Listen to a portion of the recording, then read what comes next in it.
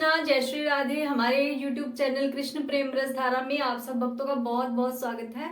तो चलिए वीडियो शुरू करने से पहले हम थोड़ा कृष्ण नाम जप लें और श्री राधा जी का नाम जप लें। तो चलिए हमारे साथ कहिए, कृष्ण गोविंद गोविंद हे गोपाल नंदलाल, राधा गोविंद गोविंद हे गोपाल नंदलाल, कृष्ण गोविंद गोविंद हे गोपाल नंदलाल, राधे गोविंद गोविंद हे गोपाल नंदलाल, हे गोपाल नंदलाल, हे गोपाल नंदलाल, हे गोपाल नंदलाल, हे गोपाल नंदलाल, कृष्ण गोविंद गोविंद हे गोपाल नंदलाल, राधे गोविंद गोविंद हे गोपाल नंदलाल।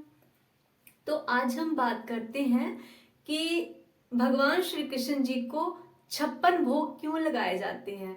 तो चलिए आज हम इस विषय पे बात करते हैं कि भगवान श्री कृष्ण जी को 56 भोग लगाने की प्रथा कब से शुरू हुई और क्यों शुरू हुई। तो तो जब फिर इंद्रदेव का प्रकोप हुआ था ना, तो फिर सारे जो ब्रिजवासी थे वो नंद जी के नंद भवन में आ गए थे और भगवान श्री कृष्ण के आगे गुहार लगाने लगे थे, क्योंकि उनको ये तो नहीं पता था कि भगवान है हमारे कृष्ण जी, लेकिन वो ये जानते थे कि कृष्ण सब कुछ कर सकता है। तो उनका ये विश्वास भी पक्का था। तो इंद्र जी ने जब ये प्रकोप किया, वर्षा इतनी इतनी बारिश की कि पूरा ब्रजमंडल पानी में डूब गया। तो जब सभी लोग, सभी नगरवासी, सभी गांववासी, सभी ब्रजवासी जब भगवान श्री कृष्ण के आगे नंद घर में आए और गुहार लगाई प्रभु को कि चलिए हमें बचाइए, हमें बचाइए, तो भगवान ने क्या किया, भगवान ने कहा कि चलो सभी हमारे पीछे आओ। तो वो गोवर्धन पर्वत को उन्होंने उठाया और सारा गांव, जहां तक कि पशु पक्षी गाय बकरी सब उसके पर्वत के नीचे आ गए और 7 दिन तक भगवान ने उसे अपनी उंगली पे थाम के रखा। एक छोटा सा पत्थर नहीं उठा सकते 2 घंटे के लिए, तो भगवान ने तो पूरा पर्वत, इतना बड़ा गोवर्धन पर्वत अपनी उंगली पे उठा के रखा था। तो उनके जो ग्वाल वाल थे ना, उन्होंने कहा कि हमारा कन्हैया इसने अपनी उंगली पे एक उंगली पे ही पर्वत को उठाया, तो क्यों ना हम भी अपनी लाठी लगाएं। और सबने अपनी लाठी लगा दी और कन्हैया से कहने लगे कि कन्हैया ऐसा करो, आप थोड़ी देर आराम कर लो और अब हम पर्वत को उठाते हैं।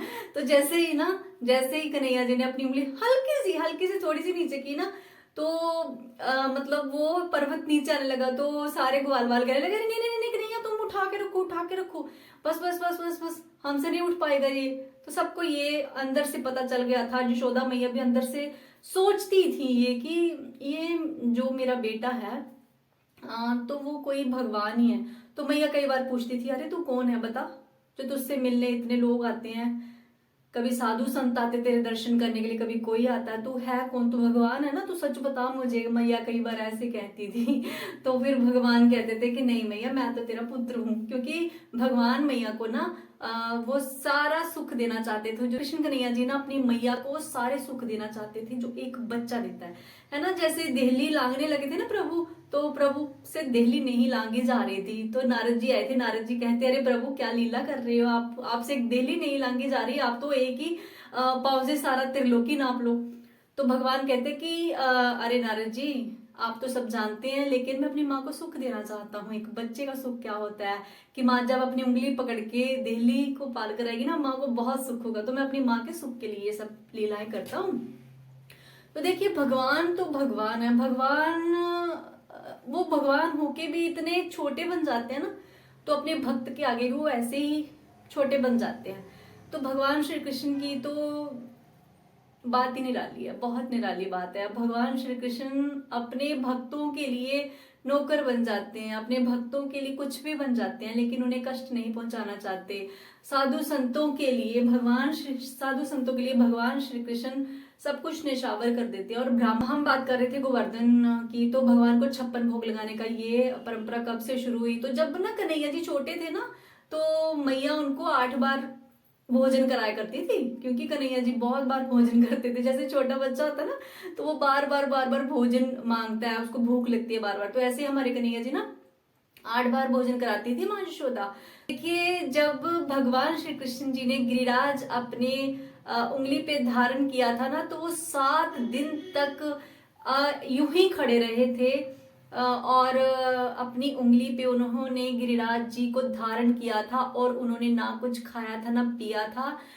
तो जब 7 दिन के बाद इंद्रदेव जी माफी मांगने के लिए आए भगवान, 7 दिन के बाद तो उन्हें उसी जगह पे स्थापित कर दिए ना, तो फिर मैया यशोदा जी ने ना भगवान श्री कृष्ण जी के लिए 56 भोग बनाए थे।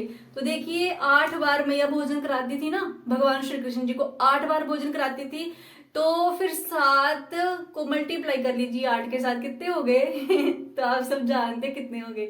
तो 7 को 8 के साथ मल्टीप्लाई कर लीजिए तो हो गए 56। तो 56 भोग इसलिए मैया लगाती थी, और आज तक वो परंपरा चली आ रही है।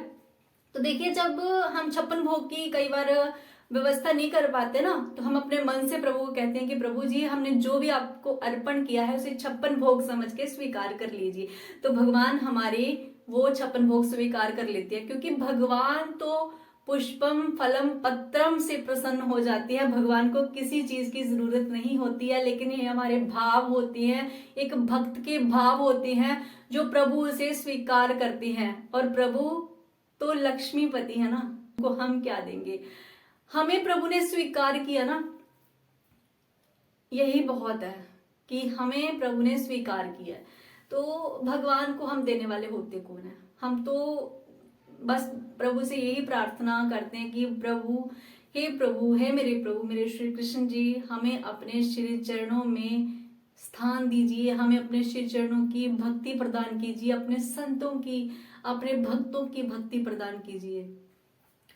तेरे भक्तों की भक्ति करूं मैं सदा, तेरे चाहने वालों को चाहा करूं।